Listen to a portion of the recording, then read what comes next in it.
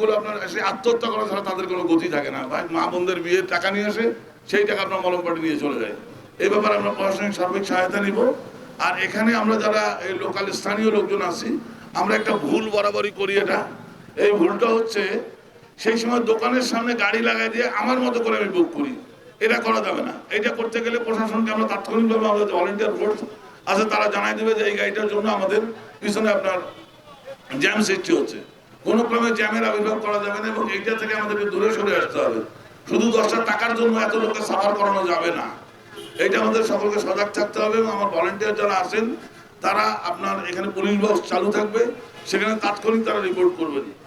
একটা গাড়িকে almost 10 to 15 minutes এই সময়টা দিলে দেন গাড়িগুলো রিলিজ হয়ে যাবে। এই রিলিজ হলে তখন কিন্তু এই যানজট সৃষ্টি হবে না। যানজটটা একটা ধর্তব্য বিষয়, এটা তো লোক বিরক্তির অবস্থায় পড়ে।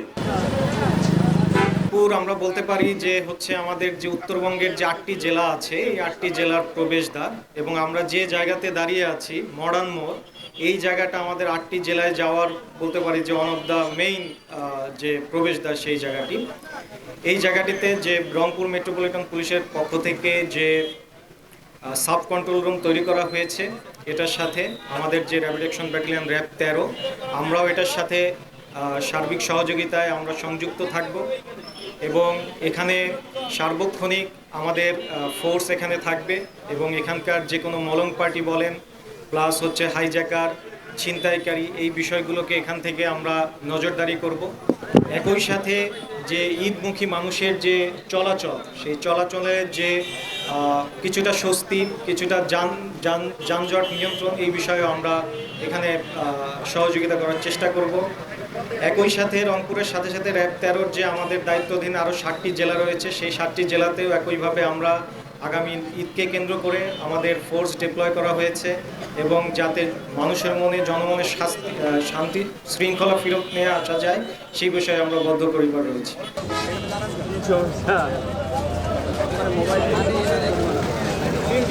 বিসমিল্লাহির রহমানির রহিম। আমাদের এই সাব কন্ট্রোল রুম আজকে উদ্বোধন হচ্ছে, উপলক্ষ হচ্ছে আগামী যে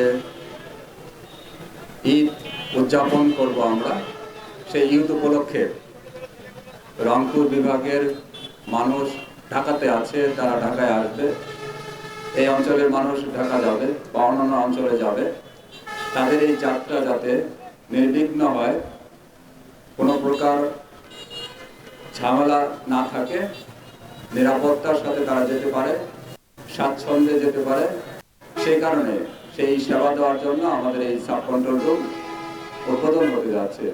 আমরা প্রিয় সাংবাদিক ভাইদের মাধ্যমে আমরা জানাতে চাই যে এই সাব কন্ট্রোল রুমে আমরা সকল প্রকার তথ্য আদান প্রদান করব। যারা ভুক্তভোগী হবেন, যদি পরিস্থিতির শিকার হন আমাদেরকে জানাবেন, আমরা তাৎক্ষণিকভাবে ব্যবস্থা নেব, এটাই উদ্দেশ্য। এখানে পরিবহন মালিক সমিতি যিনি সেক্রেটারি, তিনি কথা দিয়েছেন যে ওনার 100 ভলান্টিয়ার থাকবে, স্বেচ্ছাসেবক থাকবে এবং তাদেরকে উনি কোটি দিবেন, একটা ড্রেস দিবেন, যে ড্রেস পরে ওরা কাজ করবে। এবং পরিবহনের যারা শ্রমিক এবং চালক থাকবেন তাদেরকে ওনারা বলবেন যেন খুব স্বল্প সময়ের মধ্যে এই জায়গাটুকু ত্যাগ করে তারা চলে যেতে পারবেন।